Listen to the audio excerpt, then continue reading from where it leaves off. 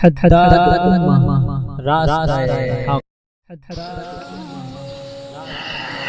اللہ الرحمن الرحیم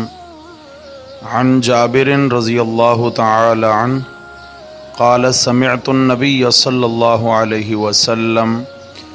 ان فی اللیل لساعة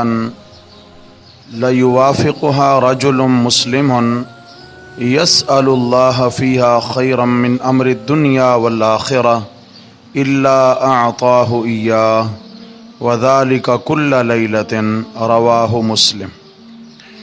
حضرت جابر رضی اللہ تعالی عنہ سے روایت ہے،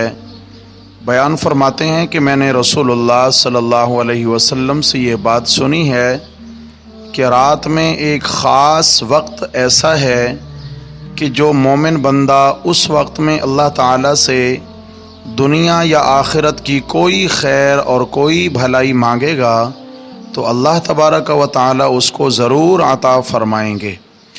اور اس میں کسی خاص رات کی خصوصیت بھی نہیں ہے، بلکہ اللہ کا یہ کرم ہر رات میں ہوتا ہے۔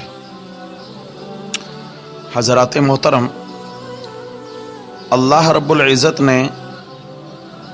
بندے کو اپنے ذات عالیہ سے، اپنی ذات عالیہ سے دعا مانگنے کی بار بار ترغیب دی ہے۔ فرمایا ادعونی استجب لکم، مجھ سے مانگا کرو، میں تمہاری دعائیں قبول کرتا ہوں۔ دعا کی قبولیت کے بہت سارے مواقع ہیں، جیسے ہم نے کل کے بھی سبق میں پڑھا تھا۔ اس طریقے سے ایک اور روایت میں آتا ہے کہ رسول اللہ صلی اللہ علیہ وسلم نے فرمایا کہ 4 مواقع ایسے ہیں جن میں دعا خصوصیت سے قبول ہوتی ہے۔ ایک تو بندہ جب اللہ تعالیٰ کے راستے میں جہاد میں ہوتا ہے، دوسرا جب آسمان سے بارش برس رہی ہوتی ہے تو یہ بھی خاص نزول رحمت کا وقت ہوتا ہے، اور اس وقت میں بھی دعا کر لینی چاہیے، اور تیسرا نماز کے وقت، یعنی جس طرح ہم نے کل کی حدیث میں پڑھا کہ ہر فرض نماز کے بعد دعا قبول ہوتی ہے، اور چوتھا فرمایا جب کعبۃ اللہ پر پہلی نگاہ پڑے، کعبۃ اللہ پر جب پہلی نگاہ پڑے، اللہ ہر مسلمان کے نصیب میں فرمائے۔ تو علماء نے لکھا ہے کہ جو پہلی نگاہ میں پہلی دعا زبان سے ادا ہوتی ہے، اللہ کے ہاں وہ قبول ہو جاتی ہے۔ تو اب لازمی بات ہے کہ کوئی ایک دعا ہی ہوگی اس وقت، پہلی دفعہ پہلی دعا پہلی نگاہ میں۔ تو حضرت امام اعظم امام ابو حنیفہ رحمہ اللہ نے بہت خوبصورت اور جامع دعا بتائی ہے۔ فرمایا کہ جب ایک ہی دعا کی قبولیت کا وعدہ ہے تو پھر کیوں نہ ایسی دعا مانگی جائے کہ وہ تمام دعاؤں کو جامع ہو۔ فرمایا کہ جب پہلی نگاہ کعبۃ اللہ پہ پڑے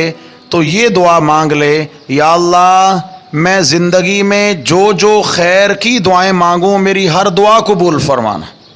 تو اب کیا ہے، ہر خیر کی دعا جو ہے اللہ رب العزت اسے جب بھی مانگنے کی توفیق عنایت فرمائیں گے۔ تو دعا تو اس نے ایک مانگی ہے وہ قبول ہو گئی، مگر جامع اتنی کہ اس میں سب دعائیں آ گئیں۔ ایسے ہی آپ علیہ الصلاۃ والسلام نے، جیسا کہ ہم نے حضرت جابر رضی اللہ عنہ کی روایت میں پڑھا ہے، آپ علیہ الصلاۃ والسلام نے فرمایا کہ ہر رات میں، اس میں کسی خاص رات کی تعیین نہیں ہے کہ لیلۃ القدر ہو یا فلاں،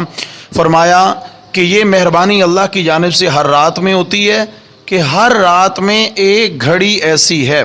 ایک لمحہ ایسا ہے کہ اس وقت اللہ کا مومن بندہ اللہ سے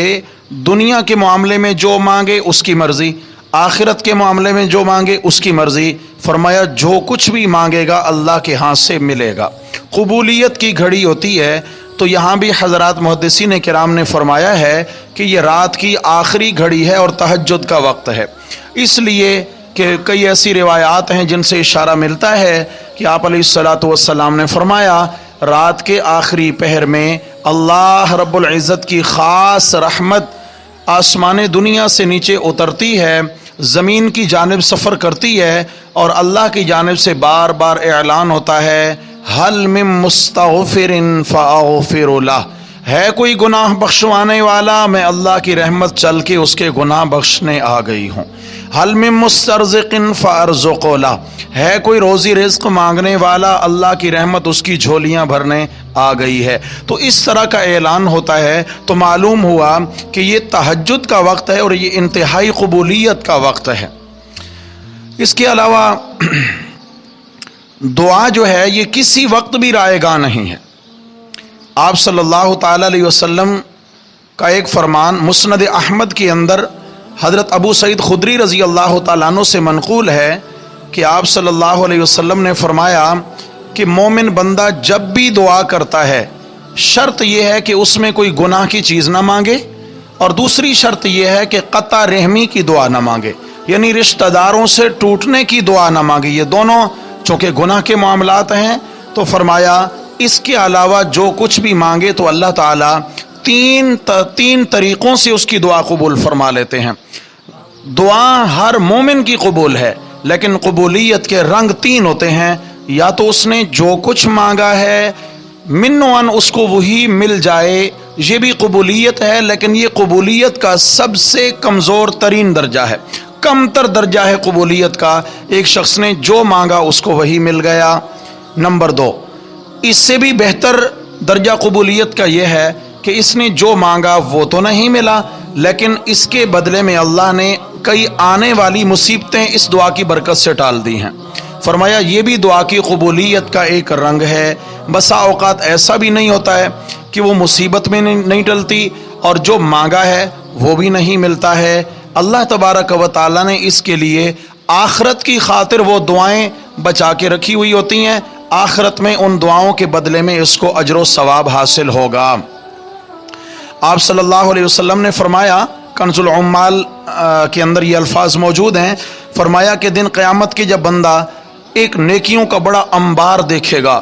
پہاڑوں کے بقدر ایک ڈھیر نیکیوں کا دیکھے گا، پوچھے گا کہ یہ میری کون سی نیکیاں ہیں، میں نے تو یہ نہیں کی تھیں، تو بتایا جائے گا کہ تو نے جو دعائیں کثرت سے اللہ سے مانگی تھیں، دنیا میں ان دعاؤں کا بدلہ آپ کو نہیں ملا تھا، یہ آج کے لیے تیری ساری دعاؤں کو سنبھال کے رکھ دیا گیا ہے، یہ وہ تیری دعائیں ہیں جو تو نے دنیا میں مانگی۔ تو بندہ وہاں کہے گا یا لیتہ لم یعجل لہ شیء من دعائی، ہائے کاش مجھے دنیا میں میری کسی دعا پر کوئی بدلہ نہ ملا ہوتا، کہ سب کچھ آج ملتا۔ آخر میں ایک بات احباب توجہ فرمائیں،